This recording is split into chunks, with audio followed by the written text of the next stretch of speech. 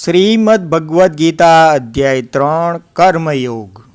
અર્જુને કહ્યું, હે જનાર્દન, હે કેશવ, જો તમે બુદ્ધિને સકામ કર્મ કરતાં શ્રેષ્ઠ માનતા હો તો પછી તમે મને આ ઘોર યુદ્ધ કરવા શા માટે પ્રેરી રહ્યા છો? આપના દ્વિઅર્થી ઉપદેશોથી મારી મતિ મૂંઝાઈ ગઈ છે, તેથી કૃપા કરીને મને નિશ્ચયપૂર્વક જણાવો કે આમાંથી મારા માટે સૌથી હિતાવહ શું છે?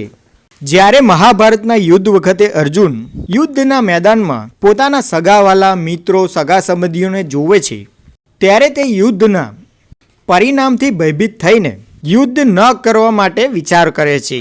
ત્યારે અર્જુન પૂર્ણ પુરુષોત્તમ ભગવાન શ્રી કૃષ્ણને જણાવે છે કે, હે મધુસૂદન, તમે મને જણાવો કે મારે હવે શું કરવું જોઈએ? ત્યારે પૂર્ણ પુરુષોત્તમ પરમેશ્વર બોલ્યા, હે નિષ્પાપ અર્જુન, મેં પૂર્વે સ્પષ્ટતા કરેલી જ છે કે આત્મ સાક્ષાત્કાર પામવાનો પ્રયત્ન કરનારા મનુષ્યોના બે વર્ગ હોય છે। કેટલાક જ્ઞાનયોગ દ્વારા અને સમજવાનું વલણ ધરાવે છે અને બીજા કેટલાક ભક્તિયોગ દ્વારા સમજે છે। મનુષ્યને કર્મનો સમૂળગો પ્રારંભ ન હોવાથી ન તો કર્મફળથી મુક્તિ પ્રાપ્ત થાય છે, ન તો કર્મ ત્યાગથી તેની પૂર્ણતા સિદ્ધ થાય છે।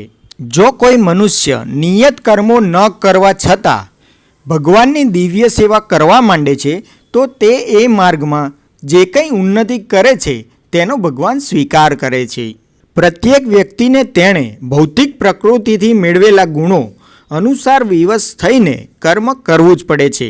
તેથી કોઈ પણ મનુષ્ય એક ક્ષણ માટે પણ કર્મ કર્યા વગર રહી શકતો નથી।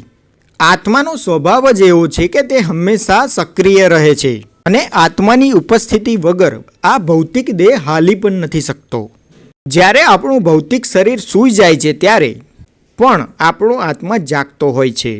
જે મનુષ્ય કર્મેન્દ્રિયોને કાબૂમાં રાખે છે પરંતુ મનમાં ઇન્દ્રિયોના વિષયોનું ચિંતન કરતો રહે છે તે નિસંદેહ પોતાને છેતરે છે અને ઢોંગી કહેવાય છે। પરંતુ જો કોઈ નિષ્ઠાવાન મનુષ્ય કર્મેન્દ્રિયોને મન દ્વારા નિયંત્રિત કરવાનો પ્રયત્ન કરે છે અને અનાસક્ત થઈને કર્મયોગનો આરંભ કરે છે તો તે ઘણો ચડિયાતો છે। અહીં ભગવાન શ્રી કૃષ્ણ એમ કહે છે કે વિલાસી જીવન તથા ઇન્દ્રિય સુખને માટે જે આધ્યાત્મવાદી બને છે તેના કરતાં જે મનુષ્ય ભગવત ધામ જવાના ઉદ્દેશથી કર્મો કરે છે તે વધુ શ્રેષ્ઠ છે। ભગવાન શ્રી કૃષ્ણ કહે છે કે તું તારું નિયત કર્તવ્ય કર્મ કર, કારણ કે કર્મ નહીં કરવા કરતાં કર્મ કરવું વધુ સારું છે। કામ કર્યા વિના મનુષ્ય પોતાના દેહનો નિર્વાહ નથી કરી શકતો। યજ્ઞો દ્વારા પ્રસન્ન થઈને દેવો તમને પણ પ્રસન્ન કરશે અને એ રીતે માનવો તથા દેવો વચ્ચેના સહકારથી સૌનો અભ્યુદય થશે। યજ્ઞો કરવાથી અનેક લાભ થાય છે। યજ્ઞો કરવાથી બધા જ કર્મ પવિત્ર બની જાય છે। સામાન્ય મનુષ્યએ પોતાના જીવનકાળ દરમિયાન ઓછામાં ઓછા 5 યજ્ઞ કરવા જોઈએ, તેને પંચ મહાયજ્ઞ કહેવામાં આવે છે।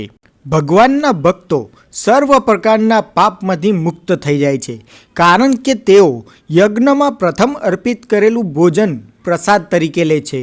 અન્ય લોકો જેઓ પોતાના જ ઇન્દ્રિય સુખ માટે ભોજન બનાવે છે તેઓ નક્કી પાપ જ ખાય છે। બધા દેહધારી પ્રાણીઓ અન્ન ખાઈને પોષણ પામે છે અને અન્ન વરસાદથી ઉત્પન્ન થાય છે। વરસાદ યજ્ઞ કરવાથી વરસે છે અને યજ્ઞ નિયત કર્મો કરવાથી થાય છે। જ્યારે ભગવાન શ્રી કૃષ્ણની પૂજા કરાય છે ત્યારે તેમના અંગરૂપ વિભિન્ન દેવોની પૂજા આપોઆપ થઈ જાય છે।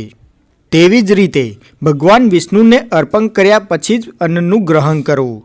નિયંત્રિત કર્મોનો નિર્દેશ વેદોમાં થયો છે અને વેદો પૂર્ણ પુરુષોત્તમ પરમેશ્વરમાંથી પ્રગટ થાય છે। ભગવાન શ્રી કૃષ્ણ કહે છે કે હે પ્રિય અર્જુન, જે મનુષ્ય માનવ સમાજમાં આ પ્રમાણે વેદો દ્વારા સ્થાપિત થયેલ યજ્ઞચક્રનું પાલન નથી કરતો તે નિશ્ચિતપણે પાપમય જીવન વ્યતીત કરે છે। આવો મનુષ્ય માત્ર ઇન્દ્રિય તૃપ્તિ માટે જ જીવિત રહીને નિરર્થક જીવન વ્યતીત કરે છે। અહીં શ્રી કૃષ્ણ ભગવાન આપણને એમ કહે છે કે આપણને આપણું માનવ શરીર ખાસ કરીને આત્મ સાક્ષાત્કાર કરવા માટે મળ્યું છે અને કર્મયોગ, જ્ઞાનયોગ અને ભક્તિયોગ દ્વારા આ ત્રણમાંથી કોઈ પણ દ્વારા આત્મ સાક્ષાત્કાર કરી શકાય છે। પરંતુ જે મનુષ્ય આત્મામાં જ આનંદ પામે છે તથા જેનું જીવન આત્મ સાક્ષાત્કારયુક્ત હોય છે અને જે પોતાની અંદર જ પૂર્ણપણે સંતુષ્ટ રહે છે તેના માટે કશું કર્તવ્ય રહેતું નથી. ભગવાન શ્રી કૃષ્ણ એમ કહે છે કે આપણે કોણ છે તે સમજવું જ આપણી ઓળખાણ છે. આત્મ સાક્ષાત્કાર પામેલા મનુષ્યને નિયત કર્મો કરવાની ન તો જરૂર રહે છે, ન તો આવું કર્મ ન કરવાનું કોઈ કારણ હોય છે. વળી અન્ય જીવાત્મા પર નિર્ભર રહેવાની જરૂર નથી રહેતી. તેથી કર્મના ફળમાં આસક્ત થયા વગર મનુષ્યએ પોતાનું કર્તવ્ય સમજીને નિરંતર કર્મ કરતા રહેવું જોઈએ. કારણ કે અનાસક્ત રહી કર્મ કરવાથી મનુષ્યને પરમેશ્વરની પ્રાપ્તિ થાય છે. જનક રાજા એ સીતા માતાના પિતા અને ભગવાન શ્રી રામના સસરા હતા. ભગવાનના પરમ ભક્ત હોવાને કારણે તેમની સ્થિતિ દિવ્ય હતી.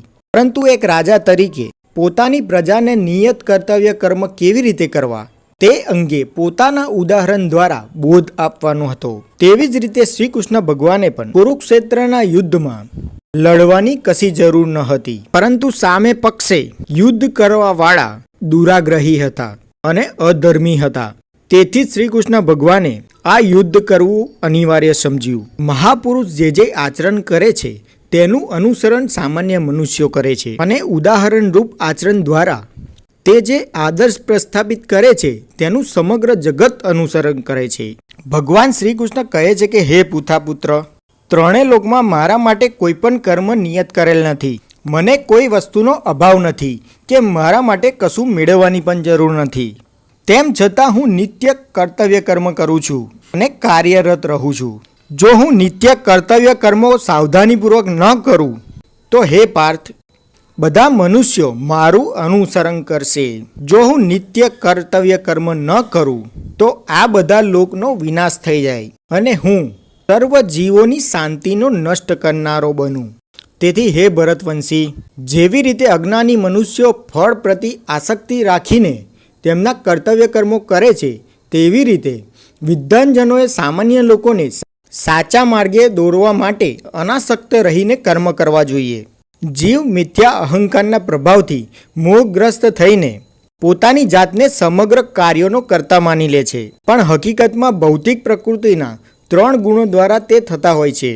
માટે હે અર્જુન, તારા સર્વ કર્મો મને સમર્પિત કરી મારા પૂર્ણ જ્ઞાનથી યુક્ત થઈને લાભની ઈચ્છા રાખ્યા વિના આળસ રહિત થઈને તું યુદ્ધ કર. મનુષ્યએ સમજવું જોઈએ કે તેને પોતાના જીવનમાં જે કાંઈ ભૌતિક વસ્તુઓ છે તે સમગ્ર નાશવંત છે, તેમજ તેની માલિકી પરમેશ્વરની છે. તેથી જ મનુષ્યએ મારું કંઈ જ નથી એવો ભાવ રાખવો જોઈએ. આમ શ્રીમદ ભગવદ્ ગીતાના 3જા અધ્યાય શ્રી કૃષ્ણ ભગવાન કહે છે કે જીવનના ભૌતિક અસ્તિત્વમાં મનુષ્ય બેશક કામવૃત્તિ અને ભૌતિક પ્રકૃતિની સંપત્તિ પર પ્રભુત્વ જમાવવાની ઈચ્છાથી પ્રભાવિત રહે છે. કૃષ્ણ ભક્તિની શક્તિ દ્વારા મનુષ્ય ભૌતિક ઇન્દ્રિયો, મન તથા બુદ્ધિને નિયંત્રણમાં રાખી શકે છે. આ માટે મનુષ્યએ પોતાના નિત્યકર્મો અટકાવી દેવાની જરૂર નથી, પરંતુ ધીરે ધીરે કૃષ્ણ ભાવનાયુક્ત વિકાસ સાધીને ભૌતિક ઇન્દ્રિયો તથા મનથી પ્રભાવિત થયા વિના પોતાની બુદ્ધિ સ્થિર રાખીને આધ્યાત્મ અપનાવવાનું છે. આમ અહીંયા ગીતાજીનો 3જો અધ્યાય પૂર્ણ થાય છે.